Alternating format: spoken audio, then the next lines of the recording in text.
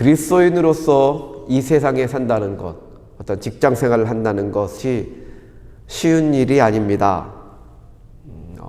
내규에 위반된 일을 지시하는 상사를 만날 수도 있고요. 또 부당한 거래를 요구하는 협력업체 사장도 있을 수 있습니다. 또 말도 안 되는 이유로 트집 잡으며 실랑이하는 고객을 만나면 전날 예배에서 받은 은혜는 사라지고 없어집니다. 그래서 어느 정도 눈과 귀와 입을 닫고 적당히 살아가야 세상에서 살아남을 수 있을 것만 같습니다. 그래도 이것은 그리스도인이라는 자기 내면의 싸움의 문제죠. 또 외부로부터 그리스도인이라는 이유로, 교회 다닌다는 이유로 받아야 하는 부당함들도 있습니다. 몇 주 전에 저희 집에 손님이 며칠 묵고 갔습니다. 제 아내가 오빠들만 있어서 저에게는 처제가 없을 줄 알았는데요. 사촌이 있더라고요. 사촌 처제가 마침 미국에 와서 잠깐 방문을 하고 갔습니다. 그 처제는 고등학교 때 동생하고 같이 조기 유학을 와가지고 공부를 하고 대학을 마치고 대학원까지 마치고 한국에 들어가서 직장 생활을 했습니다. 저희 집에 며칠 있는 동안에도 보면 혼자서 있을 때도 혼자 찬양하고 기도하고 말씀 읽고 또 유튜브로 말씀도 보고 굉장히 신실한 신앙인이에요. 한국에서는 철도공사 맞죠? 공사에 들어갔어요. 그러면 공사는 되게 좋은 직장입니다. 한국에서는요. 안정되고 좋은 직장인데 그런 좋은 회사에 들어가서 일을 하는데 직장 문화가 너무 힘들었다는 거예요. 그래서 그 직장을 다니다가 그만뒀습니다.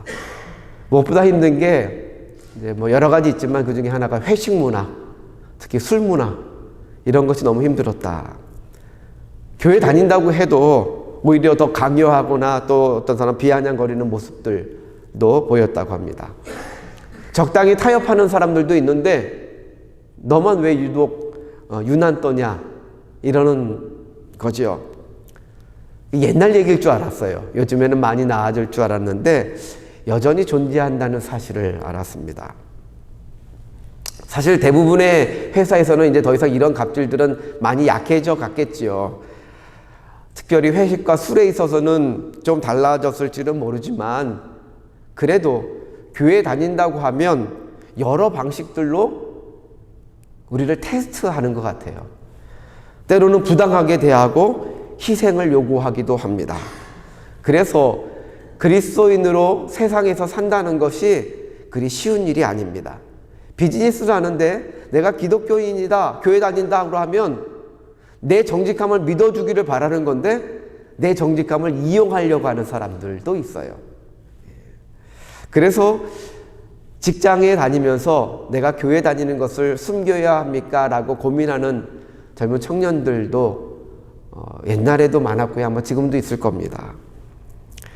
세상에서 그리스도인으로 산다는 것의 어려운 점은 세상 사람들이 바라보는 기대와 그 시선 때문이죠. 그들은 우리가 어떻게 사는지 관찰하고 어떤 허물이 있을지를 세세히 찾기 때문입니다. 물론 그 말이 꼭 나쁘다고만은 할 수 없습니다. 그래도 아직 교회와 그리스도인에 대한 기대가 있기 때문은 아닐까 하는 자족적인 해석을 해볼 수 있기 때문이에요. 진짜 그런지 안 그런지는 모르지만 우리는 그렇게 생각을 해보고 있는 거죠. 아무튼 더 행동을 조심해야 하는 부담감을 가지고 살게 됩니다.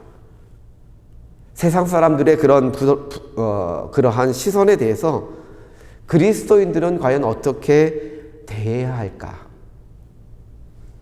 그에 대한 답을 오늘 본문을 통해 같이 생각해 보려고 합니다. 갈라디아서 1장에서는 바울이 자신이 이방인의 사도가 된 초기의 일들을 언급했습니다. 내가 이방인의 사도로 부름받은 과정, 그것은 사람에게 된 것이 아니라 그리스도로 말미암아 하나님으로부터 받은 사명이다. 그런 소명이 있다. 이것들을 증명하는 데 시간을 썼지요. 그리고 2장에 와서는 그로부터 14년 뒤의 일을 언급하고 있습니다. 1장 마지막에 보면 수리와와 길리기아 지방에서 유대의 교회로부터 자신의 사역을 인정받지요. 아, 교회를 박해하던 사람이 이제는 사도가 되었구나. 복음을 전하는 사람이 되었구나. 그들을 통해서 하나님께 영광을 돌리게 되고 그들은 그의 사역을 인정해 준 겁니다. 그때로부터 14년이 지난 시점입니다. 그리고 베드로가 아니라 바울은 다시 예루살렘을 방문합니다. 1장에서 한번 방문했던 이야기를 언급했었죠. 두 번째 방문이에요. 이 두 번째 방문에 대해서 사도행전에서 이런 기록들이 있으니까 이제 병행해서 살펴보게 되죠. 그리고 어떤 방문이었을까를 학자들이 연구를 합니다. 과연 어떤 방문이었을까? 두 가지 견해가 있는데, 첫 번째는 사도행전 11장에 나오는 구제를 위한 방문으로 보는 견해가 있습니다. 예루살렘의 큰 흉년으로 말미암아 유대 지방에 있는 교회가 어려움을 겪고 있었습니다. 그래서 안디옥 교회가 바울과 바나바를 보내서 그들을 구제합니다. 이때 예루살렘을 방문했던 것이 오늘 본문의 배경이 아닌가라고 생각하는 견해가 있고요. 또 다른 견해는 사도행전 15장에 나오는 예루살렘 공의회를 위한 방문이 있었습니다. 바울과 바나바가 예루살렘의 공의회에 참석하는 장면이 나오는데, 이때 공의회에서는 사도들과 장로들이 모여서 토론하고, 그때 주제가 뭐냐면 이방인도 모세의 율법을 지켜야 하느냐 마느냐, 이것들을 토론하는 일이었습니다. 이때 예루살렘 방문한 것을 오늘 본문으로 보는 견해가 있습니다. 둘 다 그럴 수 있는 가능성들이 있는 부분이 있어요. 그래서 어느 방문이었는지는 확정적으로 말할 수는 없는데, 저는 11장의 구제를 위한 방문이 지금 방문에 대한 지금 방문이 그때 방문과 연결되는 것 아닌가라는 그런 생각들을 해보게 됩니다. 그 이유는 2절에서 힌트를 얻는데요. 2절에 보면 복음을 제시하는데 유력한 자들에게 사사로이 복음을 전했다라는 구절 때문이에요. 사사로이 이것을 복음을 제시했다. 그 말은 공의회가 있었다면 공의회 때 다뤄질 안건인데 이것을 사사로이 말했다는 것과 맞지 않지 않겠는가 하는 부분이죠. 거기서 유력한 자들이라고 하는 것은 영향력 있는 자들이에요. 다시 말하면 사도와 장로들을 말해요. 그런데 공의회가 열리면 사도와 장로의 직분으로 이렇게 딱 공적으로 서 있겠지만, 지금은 사사로이 하기 때문에 그냥 어떤 사람이다라고 말하기보다는 그냥 영향력 있는 유력한 자들과 대화를 하고 그들에게 이방인을 향한 복음을 제시했다, 설명했다, 이러는 거죠. 그러나 바울은 이 방문에 대해서 공적인 회의는 아니지만, 그러나 계시를 따라 올라가서 방문했다라고 말을 하고 있어요. 다시 말하면 내 개인의 계획이나 개인의 의지로 간 것이 아니라 하나님에 의해서 가게 된, 다시 말하면 하나님에 의한 공적인 일이다 라고 말하는 거죠. 교회로서의 공적인 일은 아니었지만 하나님이 보내신 일이다 라고 말하는 거예요. 자, 바울이 예루살렘을 방문을 합니다. 그런데 혼자 간 게 아니고요, 함께 간 사람이 있습니다. 바나바와 디도를 함께 데리고 갔습니다. 바나바는 여러분도 잘 아는 이름이죠. 바울을 교회에 천거할 만큼 안디옥 교회에서 특히 영향력 있는 사람이었습니다. 그리고 예루살렘을 갈 때마다 사도행전 기록을 보아도요, 계속해서 바나바와 함께 동행을 하죠. 그런데 이번에는 디도라는 사람을 함께 동행하는데, 이 디도라는 사람이 어떤 사람이냐면 바울이 따로 편지를 보낼 만큼 아끼는 제자였어요. 디도서가 있잖아요. 그만큼 아끼는 제자였습니다. 바울이 아들과 같이 여긴 두 사람이 있었잖아요. 하나는 디모데, 또 다른 하나는 디도입니다. 디모데에게 보낸 편지가 디모데전서, 그리고 디도에게 보낸 편지가 디도서입니다. 이 디도를 오늘 본문에서는 이렇게 설명합니다. 3절 말씀이죠. 그러나 나와 함께 있는 헬라인 디도까지도 억지로 할례를 받게 하지 아니하였으니 라고 말해요. 자, 이 디도가 어떤 사람이라고 했습니까? 헬라인 디도예요. 헬라인 디도. 그리고 이 디도에 대해서 설명하는 또 하나가 있습니다. 그에게는 억지로 할례를 받게 하지 아니하였다. 왜 그렇게 했을까? 왜 굳이 이것을 언급하고 있을까? 또한 바울은 그 이유를 분명하게 설명합니다. 4절에 보면요, 그 4절 전반부에 보죠. 이는 가만히 들어온 거짓 형제들 때문이라 그랬습니다.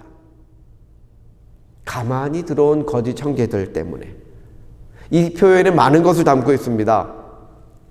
가만히 들어왔다는 거 무슨 뜻일까요? 가만히 들어왔다, 조용히 들어왔다, 은밀히 들어왔다. 마치 간첩을 떠올리면 이해가 될 겁니다. 간첩, 스파이. 그들은 정체를 숨기고 몰래 침투합니다. 이 사람들이 마치 간첩처럼 가만히 들어왔습니다.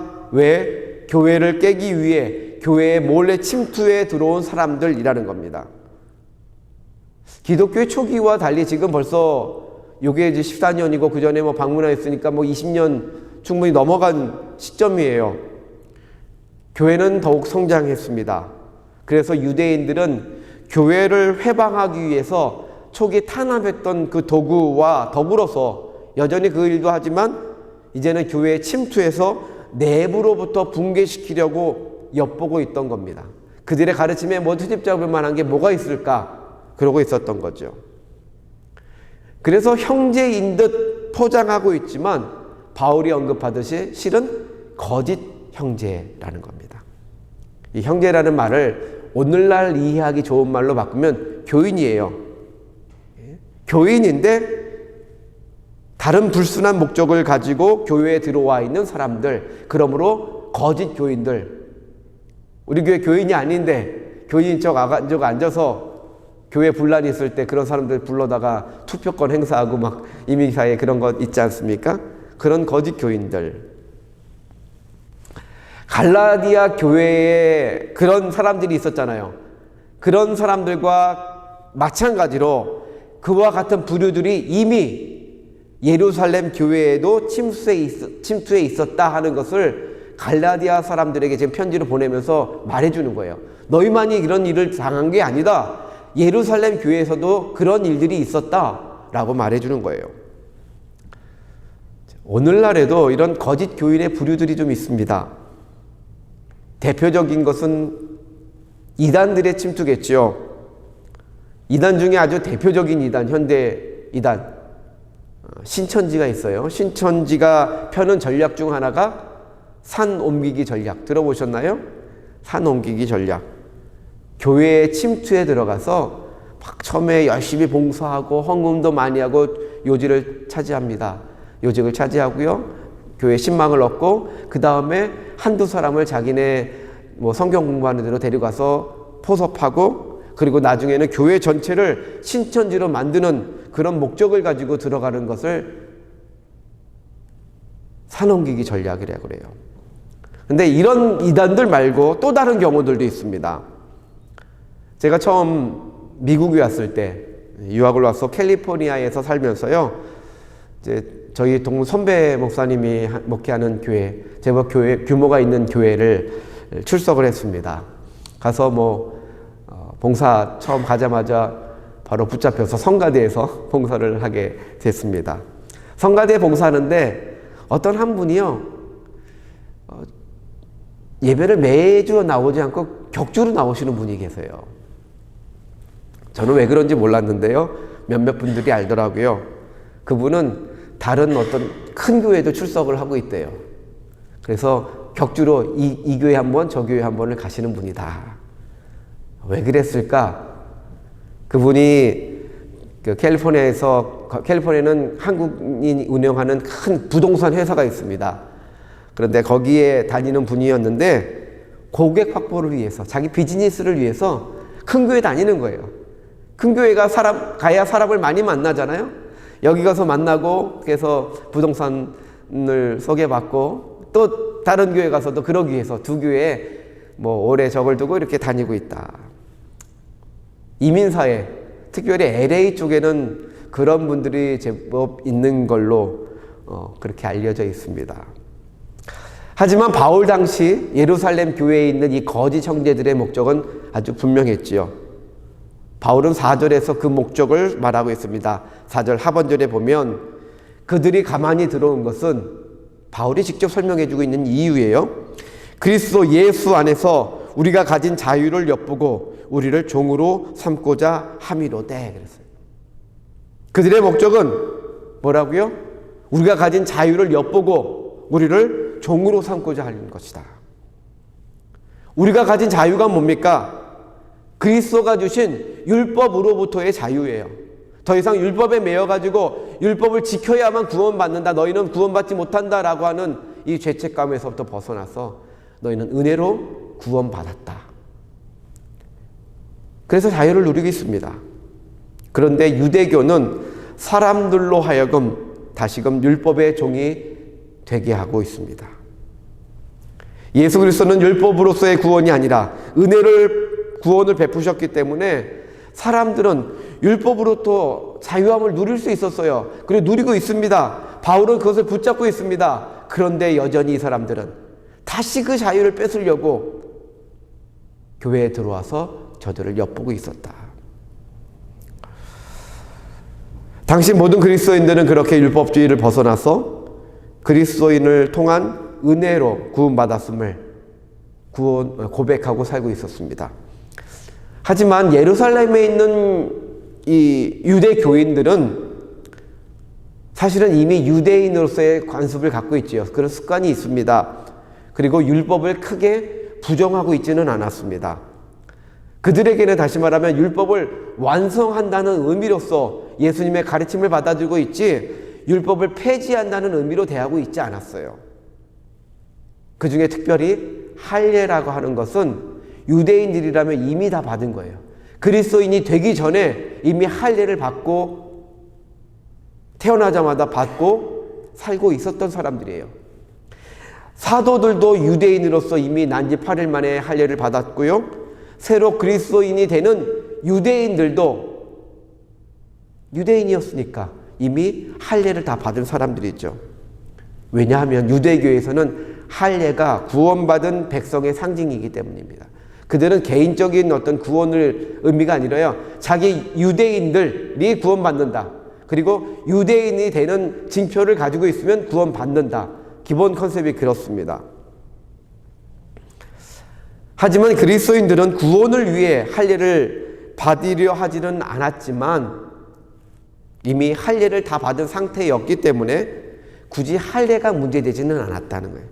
그저 내가 유대인의 징표, 난 유대인이다는 징표 정도를 생각하고 있죠.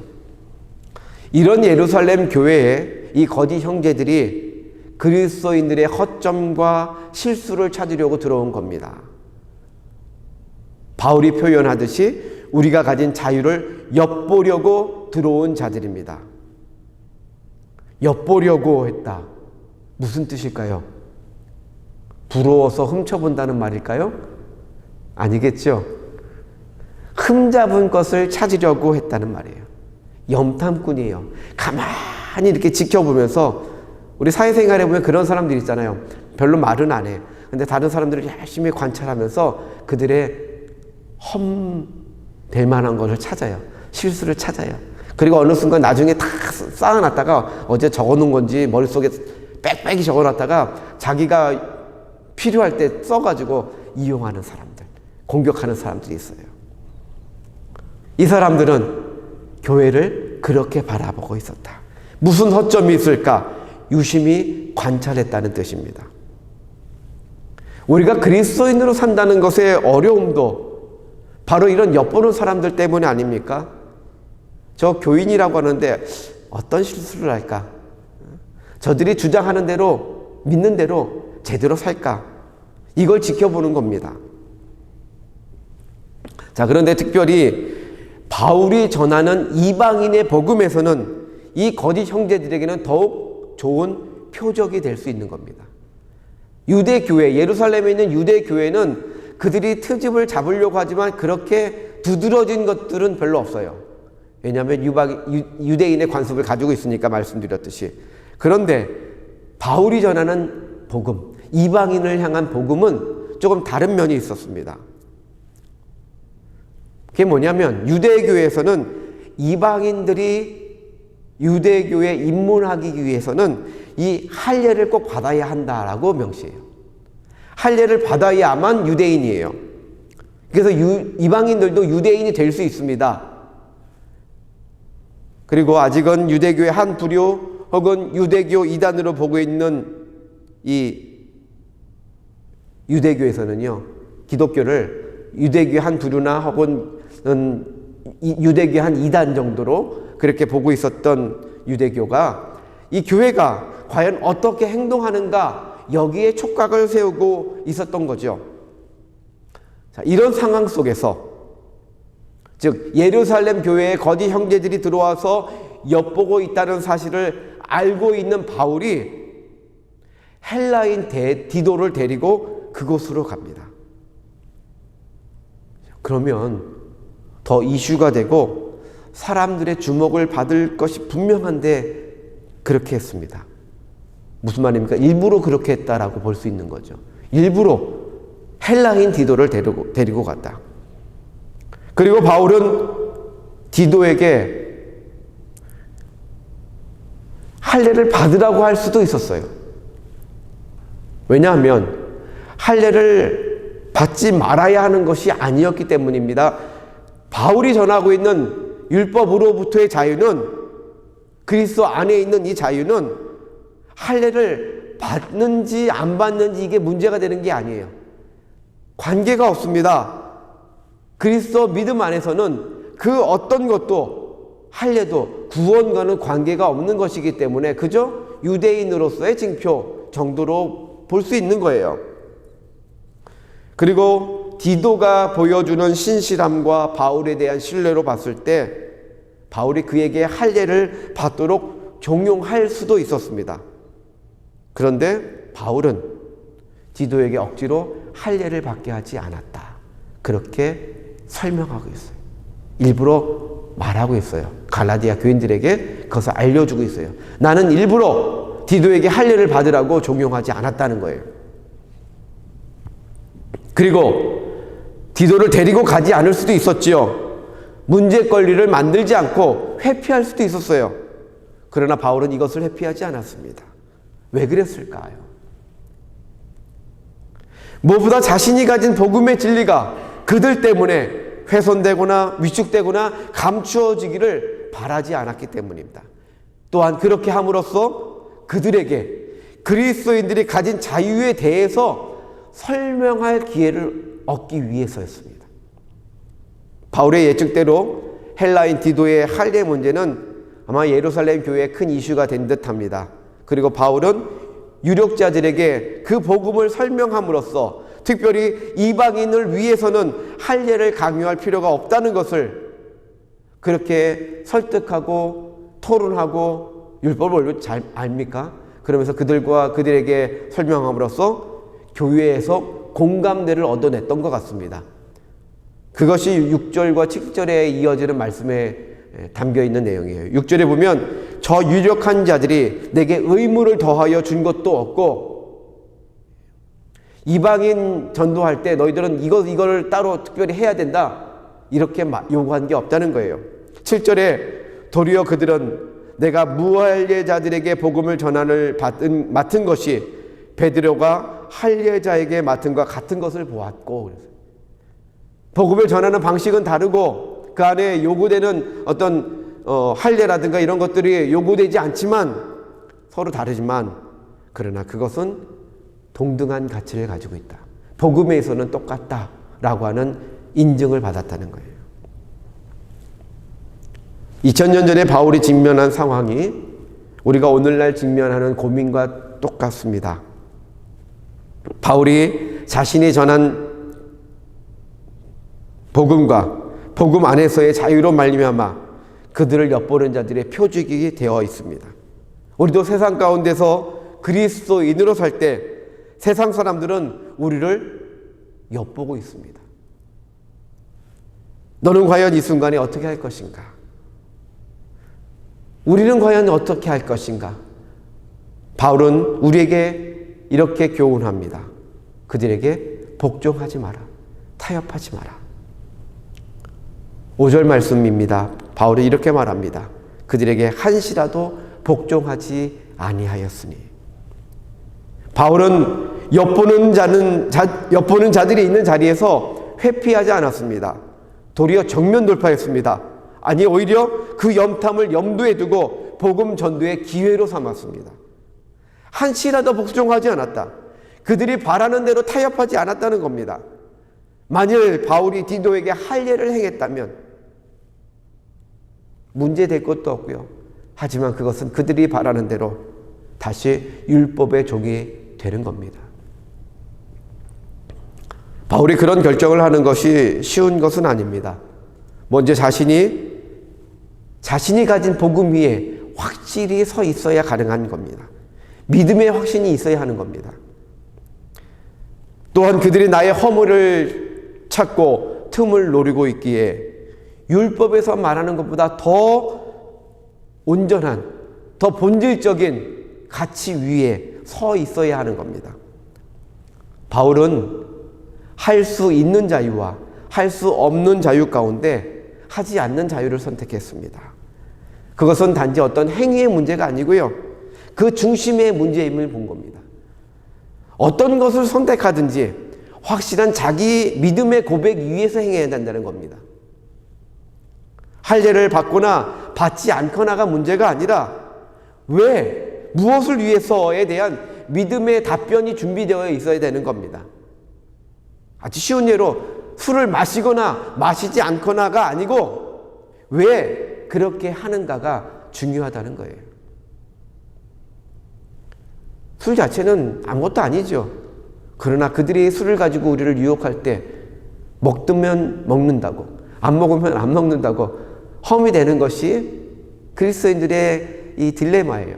그러므로 하든지 말든지 그것에 대한 분명한 자기 믿음의 고백, 확신을 가지고 말할 수 있어야 되는 거예요.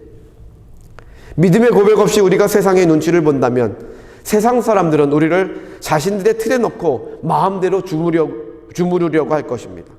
그러면 우리는 그들의 종이 되는 겁니다. 혹은 믿음의 고백이 아니라 자기 소신에 근거한 아집으로만 행동한다면 우리는 그들과 대립되고 그들은 나를 고립시킬 겁니다. 그렇게 되면 복음은 막히고 저들은 비난만 할 겁니다. 그렇다면 우리는 어떻게 해야 저들을 감동시킬 수 있을까? 대립하고 싸우고 회피하는 것이 아니라 어떻게 해야 저들이 나를 인정하고 이해하고 나아가서 감동할 수 있을까? 복음의 자유에 대해서 감동할 수 있을까? 이것이 우리가 결정해야 될 삶의 태도지요. 나는 그리스도인으로 어떻게 살 것인가? 여러분, 성도가 세상에서 사는 방법은 세상 사람들이 사는 방법과 같을 수가 없습니다. 세상 사람들도 어떤 방법으로 세상을 사느냐에 따라서 결과가 달라집니다. 그리스도인들은 특별히 세상 사람들이 사는 것과는 또 다른 방법으로 우리가 그리스도인임을 증명하면서 살아가야 되는 겁니다. 내가 진짜 기독교인이라면, 내가 기독교인, 그리스도인이라면 기독교인답게 살아야 하는 겁니다. 탤런트들이 연기를 하죠. 영화배우들이 연기를 합니다. 어떤 때는 왕을 연기하고, 어떨 때는 또 거지를 연기해요. 어떨 때는 불량배를 연기하고, 어떨 때는 귀족을 연기합니다.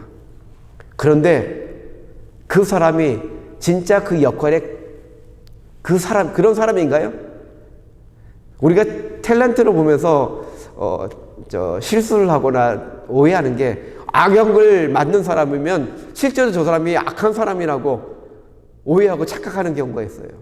그런데 다른 예능 프로에 나와서 대하는 거 보면 정말 그 인상과는 달리, 그 배역의 인상 때문에 주어지는데 인상과는 달리 너무 착하고 너무 좋은 사람인 경우들 보지 않습니까? 역할이 그 사람은 아니라는 거죠. 하나의 연기일 뿐입니다. 요즘 사람들이 많이 쓰는 단어 중에 하나가 코스프레라는 말이 있어요. 코스프레 뭔지 아시죠? 뭐뭐 하는 척 하는 거예요. 그런 척 하는 거, 그러나 본질적으로는 그렇지 않다. 나라는 존재가 있는데 다른 어떤 존재인 양 가면을 쓰고 살아가는 것. 우리가 그리스도인의 삶을 살 때 그런 코스프레로 살면 안 됩니다. 두 가지가 있어요. 그리스도인이 아닌 척 사는 것도 문제가 되고요. 그리스도인인 척하고 살아서도 안 됩니다. 연기해서는 안 됩니다. 정말 그리스도인으로 살아야 합니다. 그것이 우리가 가진 세상 속에서의 책임이에요. 복음을 부끄러워하지 말아야 하는 겁니다. 자신이 정말 진짜 그리스도인인지 아닌지 아는 방법이 있습니다. 단순해요. 우리가 사는 방법을 보면 알 수 있습니다. 나는 무엇을 추구하며 어떤 자세로 살고 있는가. 그 자세를 보면 내가 진짜 그리스도인답게 살고 있는가, 아니면 주일날 몸만 교회에 와서 예배드리고 가는 그리스도인인 척하며 살고 있는가를 분별할 수 있습니다. 근데 이 척하는 것이요, 자기 자신도 속인다는 데 문제가 있어요. 그리스도의 인생은 사도 바울처럼 사명으로 사는 것이어야 됩니다. 모든 그리스도인들은 그 역할의 이 방식이 다르고 그 사역의 내용이 좀 다르지만 모두가 다 사명을 가지고 살아가는 겁니다. 그리고 그 사명은 어떠한 방해나 난관이 있다고 해도 꼭 해야만 하는 겁니다. 그리고 그것은 무엇을 억지로 하는 것이 아닙니다. 그런데 사명으로 사는 삶의 반대말이 있는데요. 그것은 생존으로 사는 겁니다. 어쩔 수 없이 하는 거예요. 단단히 말하면 먹고 살기 위해서 사는 거예요. 우리 사탄은 우리를 평생 생존에 매달려 살도록 유도합니다. 다 먹고 살자고 하는 일이지. 어떤 이들에게는 목사인데 먹고 살기 위해서 해요. 다 먹고 살자고 하는 건 아니야. 직업적 요소가 있지만 직업만이 아니죠. 그런데 그렇게 함정에 빠뜨립니다. 그러나 마태복음 6장 26절에 말씀합니다. 공중의 새를 보라. 심지도 않고 거두지도 않고 창고에 모아들이지도 아니하되 너희 하늘 아버지께서 기르시나니. 이어서 백합화도 언급합니다. 먹고 사는 것을 누가 책임진다고 했습니까? 하나님이 책임지신다는 거예요. 그것은 내 영역이 아니라는 겁니다. 생존은 하나님의 영역입니다. 하나님이 우리에게 베푸시는 은혜에 있습니다. 생존에 필요한 것들을 하나님께서 채워주십니다. 근데 생존에 필요한 것은 하나님께서 채워주시는데 쓸데없이 그보다 더 추구하는 것을 우리는 탐욕이라고 부릅니다. 죽을 때까지 그냥 돈 하면서 살지만 왜 벌어야 하는지, 또 얼마만큼 벌어야 하는지도 모르고요. 많이 벌어도 다 쓰지도 못하고 살아가는 불행한 인생입니다. 돈이 적당히 있으면 괜찮은데 너무 많으면 그 때문에 자녀들이 분란이 생기고 제대로 된 어떤 부모 자식 간의 관계도 깨지는, 행복을 누리지 못해요.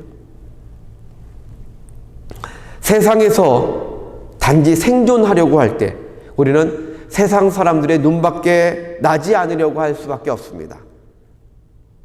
우리를 엿보는 자들의 굴레에 매이게 되는 겁니다.